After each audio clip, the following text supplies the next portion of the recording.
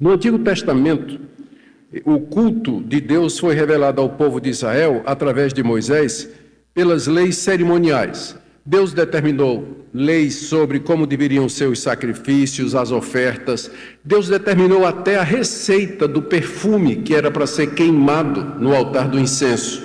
Leis sobre os ministérios dos sacerdotes, levitas, de que maneira eles deveriam se vestir. Ele passou leis sobre o tabernáculo e sobre o templo. Os próprios 10 mandamentos, eles trazem orientações sobre como adorar a Deus. Por exemplo, o primeiro mandamento, não terás outros deuses diante de mim. Significa, vocês não vão adorar outro ser que não seja eu. Então, Deus colocado como centro do culto. O culto é teocêntrico, é logo o primeiro mandamento. Depois tem um outro mandamento que diz: não farás para ti imagem de escultura, não as adorarás, nem lhe darás culto. Ou seja, não é para ter imagem no culto, não é. Deus não vai ser adorado através de imagens ou de representações que as pessoas fazem. Deus também revelou aos israelitas que atitudes eles deveriam ter para com ele ao oferecer o culto, já que Deus é o único Deus verdadeiro. Então, no Antigo Testamento, você vê Deus privilegiando. Ele quer humildade, ele quer sinceridade e ele quer fé. Ele quer evitar a hipocrisia e motivos errados. O profeta Isaías começa o seu livro, Deus dizendo para o povo: quem é que convidou vocês a vir me adorar? Quando é que eu chamei vocês para vir? Eu prefiro que vocês coloquem a vida de vocês em ordem, que vocês pratiquem a justiça, façam o que é certo, e aí vocês venham me adorar, porque sem isso o culto de vocês não vale nada. Então, não somente a forma de adorar a Deus, mas a atitude do coração também está prescrita na Bíblia. Nós não podemos vir adorar a Deus de qualquer maneira, mas devemos cultivar aquelas atitudes de coração que Deus aprova. O Novo Testamento, o culto do Novo Testamento segue os mesmos princípios, embora não com aquelas leis cerimoniais que eu já mencionei, de sacrifício, de sacerdote, de templo, que tinha a ver com a dispensação do pacto da graça antes de Cristo. O culto no Novo Testamento é mais simples, ele é despojado daquelas representações, mas sendo ele de natureza mais espiritual, ele é mais intenso e ele deseja alcançar até o profundo da nossa alma. Assim, em resumo, nós não podemos inventar formas de cultuar a Deus, mas temos que procurar na Bíblia a maneira certa de nós o cultuarmos. Eu sei que tem gente que diz assim: o que vale é a sinceridade. Não, o que vale não é a sinceridade. Sinceridade é importante, mas se você pode estar sincero, mas está errado. Você pode estar acreditando na coisa errada com toda a sinceridade do seu coração. Então, nós estamos buscando a verdade, queremos cultuar a Deus da maneira correta. E eu quero ver com vocês alguns princípios bem fundamentais do culto que a Bíblia revela, para que nós estejamos todos na mesma página aqui na nossa igreja, tá certo? Alguns vão parecer redundantes, mas sempre é bom a gente repetir, não é? A repetição vai ajudando a gente a gravar. Em primeiro lugar, a quem nós devemos cultuar?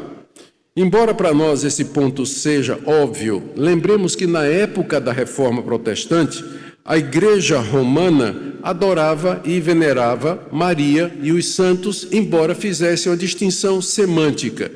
Enquanto que adoração era somente para Deus, e aí eles usavam a palavra latria, que significa adoração. Para Maria e para os santos, nós prestamos a dulia, que é o serviço. Então, fazia uma distinção semântica, mas no fim dava na mesma coisa, porque pedidos eram feitos a Maria, intercessões eram solicitadas aos santos, uma atitude de veneração era feita para com eles, da mesma forma que se fazia com Deus. Então, os reformadores, eles disseram: no culto, somente Deus recebe as orações, os louvores, a intenção do nosso coração. Todo o serviço é dirigido à pessoa do Deus triuno e não a ninguém mais. Era importante que isso ficasse claro na Reforma Protestante. E é uma característica do culto reformado. Ele é cristocêntrico, vou pegar mais amplo, não é? Ele é teocêntrico. Deus é o centro do culto. O que é que isso significa? Que os nossos cânticos devem exaltar a Deus. Cânticos de alta ajuda, cânticos que exaltam o ser humano, cânticos que ficam só falando da experiência das pessoas, não cabem no culto, porque Deus tem que ser o alvo, o objetivo daquilo que nós cantamos. As orações têm que ser dirigidas a Ele. A pregação tem que exaltar a Deus, não exalta o pregador. Não fala, púlpito não é lugar de pregador vir contar suas histórias, suas experiências, suas conquistas, se exaltar. O púlpito é para dirigir o povo para a glória de Deus através da pregação e exposição da palavra de Deus. Esse ponto é importante. Nós adoramos somente a Deus. Adoramos Deus Pai, Criador de todas as coisas, Deus Filho, que é o mediador do pacto da graça, e Deus Espírito Santo, que é o Consolador, que aplica em nós todas as bênçãos do pacto. Nós não prestamos culto a criatura nenhuma. Olha, mesmo que os anjos sejam mais majestosos e poderosos, nós não os adoramos. Os próprios anjos não aceitariam isso, com exceção de um único anjo chamado Satanás. Ele é o único anjo que aceitaria a sua adoração. Mas os demais anjos, ele e os anjos que caíram com ele, mas os demais anjos, como Gabriel, Miguel, eles nunca aceitariam que você se ajoelhasse diante dele. No final do livro de Apocalipse, o apóstolo João, embevecido com toda a glória que ele viu, caiu de joelhos diante do anjo que lhe estava trazendo aquela revelação, e o anjo na hora disse: levanta-te, eu sou teu conservo, adora somente a Deus. Então, Deus e Deus somente é o centro do nosso culto. Houve na história da igreja, ainda que tenha havido na história da igreja, homens e mulheres sábios, piedosos, como os apóstolos, por exemplo, nós não os veneramos. Não veneramos São Paulo, não veneramos São Pedro, não veneramos São João. Nós não temos nenhuma atitude religiosa para com estas pessoas, por mais piedosas e importantes que elas foram. Nosso culto é a Deus Pai, Filho, Espírito Santo e somente. Ainda que Deus tenha feito animais belos, poderosos, nós não adoramos nada da criatura, como no Egito, o crocodilo era adorado, o boi era adorado, o pássaro preto era adorado. Nós não adoramos nenhuma criatura, somente a Deus. E qualquer religião que traga no seu culto a inserção de criaturas que recebem algum tipo de devoção, aqui você está diante de uma seita, de uma falsa religião. Ela não procede de Deus, porque Deus não divide a sua glória com ninguém.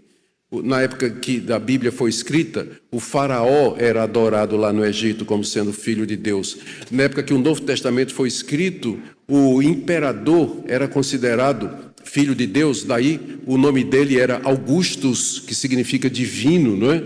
E alguns até dizem que meu nome é Nicodemos, porque Augusto é adjetivo, né? Então, divino Nicodemos, né? Mas a palavra foi usada primariamente para os imperadores, porque eles eram considerados como deuses. Nós não adoramos a natureza, não adoramos o mundo, não adoramos o sol, não adoramos a lua, não adoramos as estrelas. Nós não somos panteístas. Os panteístas dizem que Deus é a alma do mundo, que as árvores são divinas, os animais são divinos, a vaca é sagrada. Tem gente que abraça a árvore, tem gente que diz que nós fazemos parte da natureza, somos todos unidos pela mesma essência, como disse aquele sábio mestre filósofo Obi-Wan Kenobi: a força interpenetra, mantém a galáxia coesa. Então, tudo isso são formas de culto errado, porque desviam a centralidade de Deus. Deus é o centro do culto. O culto não pode ser antropocêntrico. Culto não é diversão. Culto não existe para fazer você se sentir bem. Culto não visa entreter você. Culto não tem nada disso. Ele visa levar você a adorar o Criador, o Senhor de todas as coisas. O que for fora disso não é culto verdadeiro, é culto falso. Cultuamos a Deus mediante Jesus somente. Muito bem, agora que nós já vimos a quem nós devemos adorar, vamos ver o que é que pode fazer parte do culto então. Quais são os elementos de culto? Aqui eu vou fazer uma distinção. Elemento de culto são aquelas atividades culticas, espirituais, que a Bíblia manda que nós usemos como meio de adorar a Deus. Nós vamos ver alguns deles. As circunstâncias, então, o elemento, a Bíblia fala, ele tem que ter base bíblica para poder estar no culto. As circunstâncias são aqueles detalhes que a Bíblia não fala, mas que nós precisamos tomar uma decisão. Por exemplo, a que horas é o culto? A Bíblia não diz. Então, nós temos que... É uma circunstância de culto que nós temos que decidir. Quantos cultos por domingo? A Bíblia não diz também. Então, são chamadas circunstâncias que nós temos que decidir. Elas estão relacionadas com o culto, mas elas não são como os elementos. Os elementos são fixos, eles são determinados na Bíblia e nós não podemos mexer neles, nem podemos acrescentar, nem diminuir. Mas as circunstâncias de culto, elas são variáveis. Então, falando um pouquinho sobre os elementos, mais uma vez, aquelas atividades ou exercícios espirituais que fazem parte regular do culto público que nós prestamos a Deus. E que somente eles deveriam constar desse culto. Nós não podemos inventar elementos de culto, ainda que pareçam piedosos e espirituais. As pessoas perguntam, mas pastor, por que não pode dançar no culto? Porque a Bíblia não manda dança no culto. Davi dançou, também quero dançar, mas ele não dançou no templo. Era uma festividade, era uma expressão cultica de louvor. Miriam dançou, também era uma expressão oriental de júbilo. Você não vai encontrar que a dança era parte do culto do Antigo Testamento, que os levitas estavam lá, todo mundo dançando, não grava isso não, todo mundo lá balançando e tudo mais, ao som das harpas de Davi. Onde é que tem isso na Bíblia? A dança não fazia parte do culto nem do Antigo Testamento e nem do Novo. Eu acho difícil ver o apóstolo Pedro dançando lá com os irmãos, né? Cantando os mistérios e dançando os mistérios durante o culto. Então, só pode no culto aquilo que Deus manda e que nós podemos provar pela Bíblia que de fato faz parte. As circunstâncias são secundárias. Agora, deixa-me dizer alguma coisa aqui sobre as circunstâncias. Coisas como horário de culto, número de culto por dia, os móveis a serem usados no culto. O que é que nós usamos? Nós usamos um púlpito, nós usamos uma mesa, nós não usamos púlpito nenhum. Isso aí a Bíblia não fala, fica a critério da igreja decidir. Os pregadores, como é que eles vão se vestir? A Bíblia também não diz, a Bíblia só fala que deve ser de maneira decente. Instrumentos musicais. A Bíblia também não determina que tem instrumentos musicais, mas os recebe. O culto lá no céu é descrito como sendo os salvos tocando harpa, tocando trombeta diante de Deus. Então, a decisão de que tipo de instrumento nós vamos ter no culto, se vai ter bateria, guitarra, trompete, harpa, isso é uma decisão que a igreja tem que tomar. A igreja tem que tomar essa decisão. Portanto, embora essas coisas não são essenciais, elas têm que ser usadas com sabedoria e critério, sempre visando tornar os elementos mais eficazes e poderosos. Por exemplo, a pregação da palavra de Deus. Pregação da palavra de Deus. O que é que poderia tornar a pregação ou o ensino da palavra de Deus uma circunstância que poderia ajudar? Exatamente o instrumento musical, o cântico. Já pensaram nisso? O cântico, ele é um elemento de culto e ele pode contar com a presença e ajuda dos instrumentos, de corais, de bandas, porque isso torna a mensagem trazida pelos cânticos ainda mais eficazes. Quando for quarta-feira, vocês vão esquecer o que eu estou ensinando aqui e o que o pastor Samuel pregou, mas vocês vão estar com a música na cabeça. Tal é o poder da música, tal é a capacidade que ela tem de trazer a mensagem, gravar a mensagem no coração. Por isso que é importante cuidar. Às vezes os pastores pegam os cânticos e simplesmente entregam para a banda, não é? Quando deveria fazer uma supervisão criteriosa do que está sendo cantado, porque é muito poderoso o momento de louvor. Ele é um elemento auxiliado por uma circunstância que torna o culto extremamente necessário e poderoso. Eu estou apenas querendo ilustrar para vocês. Coisas como boa equipe de música ajuda a congregação a cantar, uma boa sonorização que torna a pregação mais fácil de ser ouvida, por incrível que pareça, mas é isso mesmo, quem senta lá atrás às vezes não ouve direito, então uma boa sonorização é uma circunstância de culto, mas auxilia a pregação, é necessário para auxiliar a pregação. Boa iluminação, já fui pregar a igreja toda preta, escura, aí na hora que me passaram a palavra estava tudo escuro, né? E eu estava usando a minha Bíblia de papel, não meu celular. Aí eu pedi a pessoa, vocês podem acender a luz aí, por gentileza, para que todo mundo aí possa abrir suas Bíblias, quem não tem celular, para poder acompanhar o culto, né? Era uma igreja que não estava acostumada à exposição bíblica. Mas uma boa iluminação, não é? Um ambiente agradável, tudo isso faz com que os elementos de culto sejam mais eficazes. Então a igreja precisa decidir com sabedoria horário de culto. O que é que vai ser cantado, a sonorização, os móveis que serão usados, de que maneira o pastor vai se vestir, sim ou não, se ele vai usar sandálias, vai estar descalço ou alguma coisa desse tipo.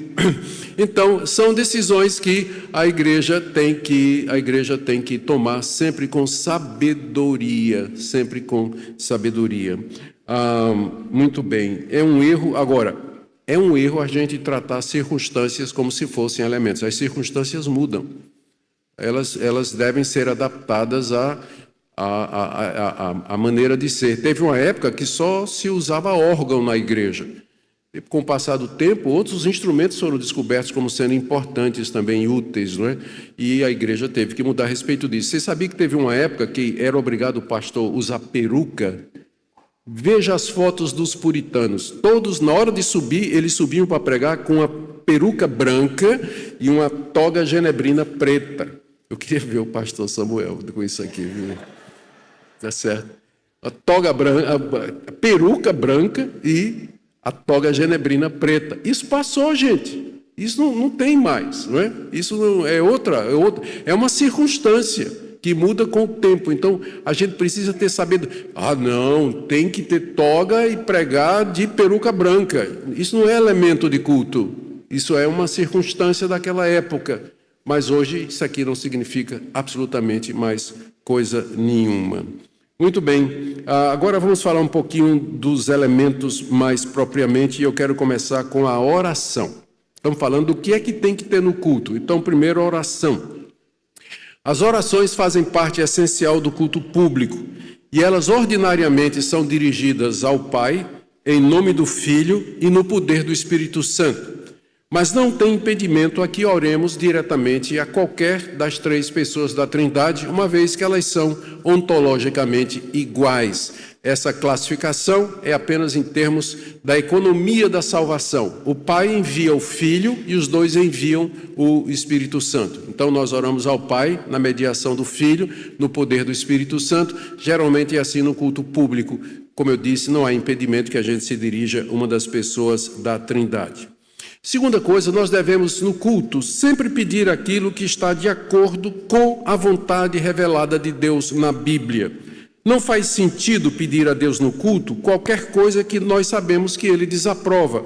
Por exemplo, orar pelos mortos. A Bíblia desaprova isso, a Bíblia proíbe isso. É por isso que a gente não ora para São Pedro, não ora para Maria, porque estão mortos. Eles morreram.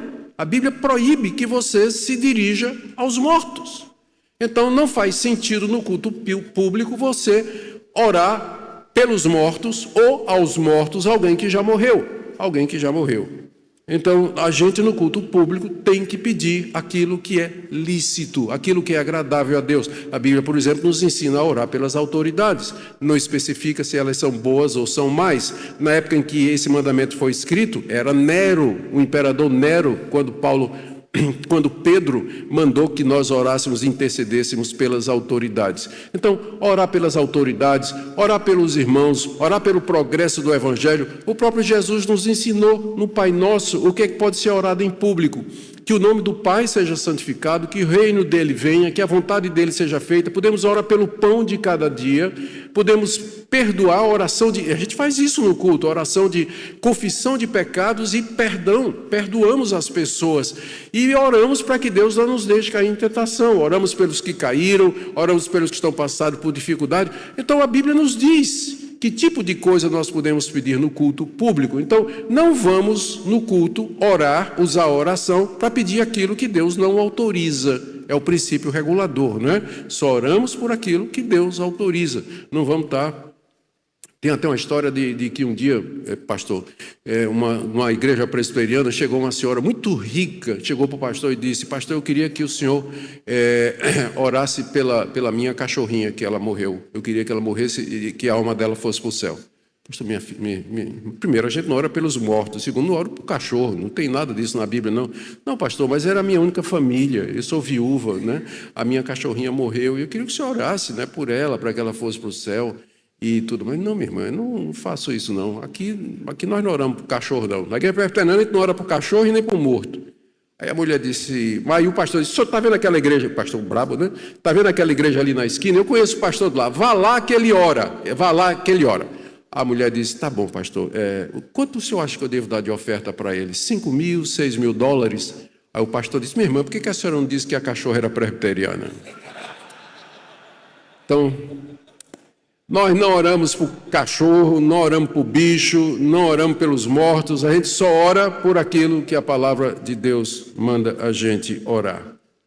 Também existem algumas atitudes e sentimentos que têm que acompanhar as orações para que elas sejam aceitas por Deus. Nós temos que orar com fé, mediante o Senhor Jesus. Nós devemos orar com santo temor e amor a Deus.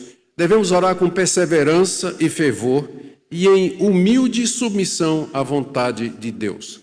A Bíblia não diz que a oração pública ela é mais eficaz se tiver choro e ranger de dentes, se tiver emoções, tremidos e gritos. Nada na Bíblia diz que estas coisas tornam a oração mais eficaz. Mas uma atitude de humildade, dependência, confiança em Deus e submissão à vontade dele, isso torna a oração pública mais aceitável a Deus. Aqui não está no meu esboço, mas eu acho importante a gente falar. A oração pública, com raríssimas exceções, elas têm que ser objetivas, elas têm que ser diretas e, no mais dentro do possível, breves. Porque quando você está orando em público, se a sua oração você começa a orar, as pessoas estão orando com você. Depois de 5 minutos de oração, elas estão orando por você. 10 minutos de oração estão orando contra você, tá certo? Então, oração pública, ela deveria ser breve, deveria ser direta, não deveria ser repetitivo. Tem um nomezinho que eu esqueci agora, não é? Ah, meu Deus, depois chega.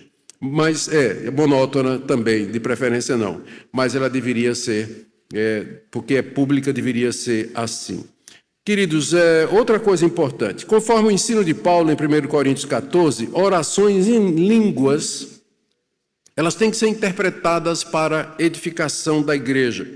O apóstolo Paulo diz que no caso de haver línguas, falem 2, no máximo 3, em sequência e haja quem interprete.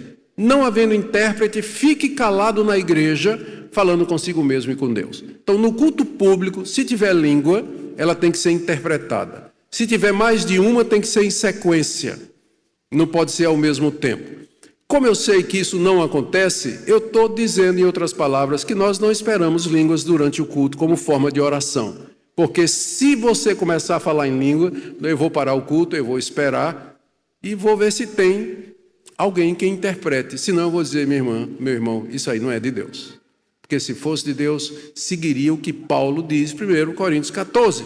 Tem que ser em sequência, tem que ter interpretação e tem que ser no máximo 3. No máximo 3. Se você é o número 4, já não é o Espírito Santo, porque ele sabe contar. 1, 2, 3. O quarto já não é o Espírito. Já não é o Espírito. Então, normalmente no culto reformado, nós não esperamos que haja orações em línguas. Nós cremos que esse dom era uma habilidade que fazia parte daquela fase de transição do Antigo Testamento para o Novo. Uma vez que a gente tem a Bíblia escrita, não esperamos a manifestação de línguas, mas Deus é soberano, Deus pode fazer o que Ele quiser, mas se for Deus, Ele vai seguir o manual que Ele nos deu. Então não peça para dizer que o que você está fazendo é do Espírito Santo, se não bate com o que está aqui na Bíblia. Tá certo? Então, se não tem intérprete, melhor coisa é você escutar a palavra de Deus, ficar falando aí no seu coração, mas nós geralmente não esperamos que tenha esse tipo de manifestação. Não iremos reprimir o Espírito Santo. Se for segundo a palavra de Deus, eu creio que ninguém vai ser contra. Mas, infelizmente, eu não me lembro, não conheço nenhum caso em que geralmente se segue 1 Coríntios 14, não é? Então, eles já entenderam o recado. Então, orações diretas, claras, se possível breves. Também não tem evidência de que os cristãos oravam todos ao mesmo tempo. As passagens que sugerem isso apenas indicam que eles estavam unidos e concordes na oração que era feita. Veja aí Atos 4, 24. Então, oração de concordância, que é muito popular em algumas igrejas, a igreja todo mundo orando ao mesmo tempo, pedindo a mesma coisa, isso não tem fundamentação, porque se baseia lá em Mateus 18 e 19, quando Jesus diz, onde tiverem 2 ou 3 reunidos em meu nome, ali estou eu, e se concordarem em alguma coisa que pedirem será feita por meu Pai, ali o contexto é jurídico, está se tratando da disciplina de um irmão, não está falando do culto público, e que se de repente 2 ou 3 começarem a pedir a mesma coisa ao mesmo tempo em voz alta, Deus vai dar, não tem fundamento para isso. Oração simples, direta, o evangelho é muito claro, a gente fica inventando coisas, maneira de adorar a Deus, como se esse tipo de oração tivesse algum poder mais do que os outros. Vamos falar agora de outros elementos de culto. Culto a Deus começa no interior, antes das palavras cantadas ou das orações em voz alta. Nasce da disposição do coração em reconhecer o sagrado. Não é apenas um evento programado, mas um chamado para orientar a vida inteira. Perguntar o que é adoração é perguntar como traduzimos reverência, gratidão e confiança em atitudes concretas. Partir dessa inquietação ajuda a ver o culto como algo que transforma, e não apenas como um ritual a ser cumprido. Reunir-se para adorar tem um valor insubstituível. Na Assembleia, partilhamos memórias, histórias de perdão e testemunhos de fé que nos ancoram. As músicas, as orações e as leituras oferecem uma linguagem comum para expressar louvor e súplica. Ainda assim, o verdadeiro peso desses elementos está na sinceridade. Palavras ressoam com a experiência pessoal e comunitária. O encontro se torna alimento para o espírito. O culto, então, funciona como um espelho que nos mostra quem somos e quem buscamos ser. Além de celebração, o culto é escola de formação.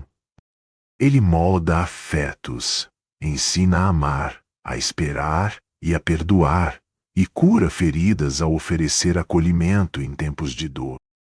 A comunidade se torna um espaço para ouvir a palavra, ouvir o outro e ouvir a própria consciência. Cultuar exige humildade para aprender e coragem para admitir fragilidades. É processo que inclui silêncio, escuta e disciplina. A prática regular de voltar-se para o transcendente ajuda a reorientar prioridades e a fortalecer a resistência contra escolhas impulsivas. O que se proclama no culto deve ecoar nas ações do dia a dia, nas relações de trabalho, na família e nas decisões éticas.